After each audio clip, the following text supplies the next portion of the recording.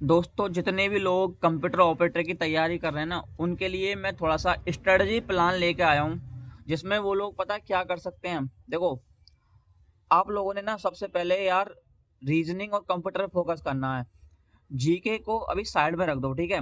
GK को तुम्हें बिल्कुल नहीं पढ़ना है। जीके को क्या है, एक काम करो, या तो एक बुक्स खरीद लो, सबसे बेस्ट रहेगा। या फिर जो नोट्स वगैरह अगर कोई प्रोवाइड कर देता है, या बहुत सारे तुम्हें नोट्स मिल जाएंगे कहीं ना कहीं टेलीग्राम वगैरह पे, तो उन नोट्स से आप थोड़ा थोड़ा एक एक डेढ़ डेढ़ घंटे, एक ज़्यादा नहीं, थोड़ा थोड़ा पढ़ो बस, मतलब ज़्यादा मत पढ़ो। जीके जीएस को बिल्कुल ध्यान मत दो, क्योंकि तुम्हारा सिलेक्शन सिर्फ जितने भी सिलेबस में तुम्हें दिया हुआ है रीजनिंग के टॉपिक्स, वो सारे रीजनिंग के टॉपिक मतलब इतने कठिन नहीं है, बहुत ईजी हैं, क्योंकि मैं कर चुका हूँ उन सबको, मैं सारे टॉपिक क्लियर कर चुका हूँ। और मेरे अब रीजनिंग में 30-35 नंबर इजीली आ रहे हैं, तो मुझे मालूम है मैंने रीजनिंग कैसे करी है। तो भाई बहुत ईजी पढ़ी है, ज़्यादा कठिन नहीं आई रीजनिंग में, ज़्यादा दिक्कत नहीं आई। तो रीजनिंग को ख़त्म कर दो जितना जल्दी हो सकता है। और कंप्यूटर को डे बाय डे, कंप्यूटर को बिल्कुल इग्नोर मत करना, क्योंकि क्वेश्चन डीप में पूछे जा सकते हैं। इस चीज़ को विशेष ध्यान देना कि ये बात तुम दिमाग में डालो कि जो आदमी 80 क्वेश्चन पूछ रहा है कंप्यूटर से, तो तुम देख लो वो कहाँ से पूछ सकता है भाई। वो उसकी जड़ में से भी निकाल लेगा क्वेश्चंस को। तो इतना ध्यान रखना, कंप्यूटर जो तुम पढ़ रहे हो ना भाई, उस चीज़ पे इतना विशेष ध्यान देना कंप्यूटर पे, क्योंकि कंप्यूटर तुम्हारा भाई एक मैन ऐसा सब्जेक्ट है जो अकेला अगर तुम्हारे 70 क्वेश्चन सही चले गए ना भाई, तुम्हारा सिलेक्शन हो जाएगा इजीली।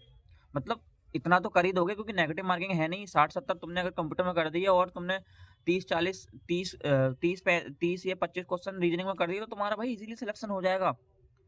जीके जीएस तुम बिल्कुल छोड़ दोगे तब भी कोई दिक्कत ना, लेकिन जीके जीएस में ऐसा भी नहीं है कि तुम कुछ नहीं करके आओगे भाई। अगर तुमने कुछ नहीं पढ़ा होगा ना, तब भी तुम बहुत सारे क्वेश्चन सही कर आओगे जीके जीएस में। ये मैं अपना आइडिया बता रहा हूँ तुम्हें कैसे कर सकते हो। लेकिन तुम किसी भी चीज़ को इग्नोर मत करो। लेकिन मैं फिलहाल कह रहा हूँ कि जीके जीएस का ज़्यादा दबाव मत लो कंप्यूटर ऑपरेटर के अंदर, ठीक है। कंप्यूटर ऑपरेटर के अंदर जीके जीएस का बिल्कुल भी दबाव मत लो। ये सोचो कि जीके जीएस है ही ना हमारे सब सिलेबस में, उसके बाद में पढ़ लेना। और तुम चाहो तो थोड़ा थोड़ा पढ़ भी सकते हो अगर तुम्हारी इच्छा है तो।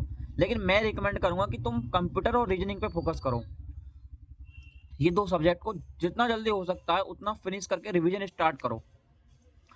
और उनके मॉक लगाओ, ठीक है। रीजनिंग के मॉक लगाओ, और क्या बोलते हैं, कंप्यूटर के मॉक लगाओ, और इनका फुल मॉक लगाओ तीनों सब्जेक्टों का, जीके जीएस और रीजनिंग और मैथ का। देखो तुम्हारा कितना कितना इंप्रूवमेंट होगा तुम्हारे मतलब इस कंप्यूटर ऑपरेटर की जर्नी में। मैं गारंटी लेता हूँ भाई, तुम ये जितना मैं बता रहा हूँ ना, इतना कोशिश करोगे ना भाई, तुम्हारे नंबर 100 के आसपास आने लगेंगे। और तुम्हें पता है कंप्यूटर ऑपरेटर में 100-120 के करीब सिलेक्शन हो जाएगा इजीली। तो ऐसा करो। उसके बाद टाइपिंग का मैं बता रहा हूँ, टाइपिंग भाई तुम्हें छोड़नी नहीं है। टाइपिंग पे तुम्हें डेली आधा घंटा 1 घंटा देना ही देना है। और भाई हिंदी की टाइपिंग बिल्कुल इग्नोर मत करना, नहीं तो समझ लो सब कुछ कर ले जाओगे, हिंदी में बाहर हो जाओगे। समझ में आई? क्योंकि लोगों को लगता है भाई इंग्लिश तो आसान है, और इंग्लिश को साइड में रख देते हैं। तो ऐसा भी मत करना कि हिंदी हिंदी करते चले जाओ, कभी फिर इंग्लिश में प्रॉब्लम आ जाए। तो भाई दोनों को देना ही देना है, टाइपिंग दोनों को लेके चलना, मतलब हिंदी टाइपिंग भी करके चलनी है और इंग्लिश टाइपिंग भी करके चलनी है, तब ही तुम्हें कुछ दिखेगा। देखो तुम्हारा कैसे तुम्हारा इंप्रूवमेंट होगा भाई। मैंने 16 दिन के अंदर अपनी टाइपिंग स्पीड इतनी अच्छी कर ली है। बस मैंने अभी मेजर नहीं किया है, क्योंकि मैं मेजर करूंगा एक साथ ही, जब मेरा प्रैक्टिस सेशन पूरा खत्म हो जाएगा तब मैं मेजर करूंगा अपनी टाइपिंग मेरी कितनी आ रही है। बट मेरे में ड्रास्टिक इंप्रूवमेंट हुआ भाई। मेरी इंग्लिश पट पट पट बहुत बढ़िया चलती है इस वक्त। मजा आ रहा मतलब कुल मिला के टाइपिंग करने में अब। तो मैंने काफी इंप्रूवमेंट कर लिया है। तो वही चीज़ मैं बता रहा हूँ कि जो जो जैसे मैं कर रहा हूँ, वो मैं आपको बिल्कुल सही सलाह दे रहा हूँ कि क्या करना है और कितना करना है, ठीक है। तो इस चीज़ का विशेष ध्यान दो कि भाई रीजनिंग मैथ को बिल्कुल इग्नोर मत करो। जीके जीएस को अभी इग्नोर कर सकते हो, ठीक है। और जितना हो सकता है ये सिलेबस कंप्लीट करो और मॉक लगाओ। ऐसा नहीं है कि सिलेबस कंप्लीट हो जाएगा पूरा तभी मॉक लगाओ भाई, बहुत बहुत हवाबाजी में रहोगे फिर तुम। मॉक लगाओ तुरंत। कम मॉक लगाओ, जैसे तुमने टॉपिक क्लियर करे उसका मिनी मॉक लगाओ, और एक फुल मॉक लगाओ एवरी संडे फुल मॉक लगाओ भाई।